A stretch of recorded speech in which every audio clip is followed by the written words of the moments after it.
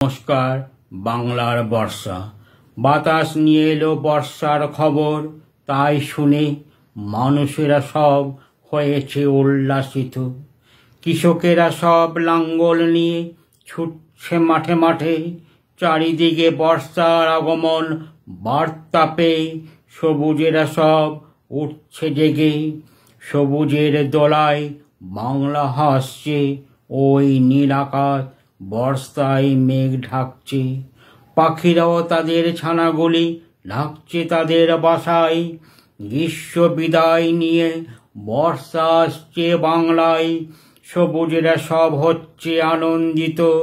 বর্ষার জলে নদী পুকুর সব ভরবে এবার।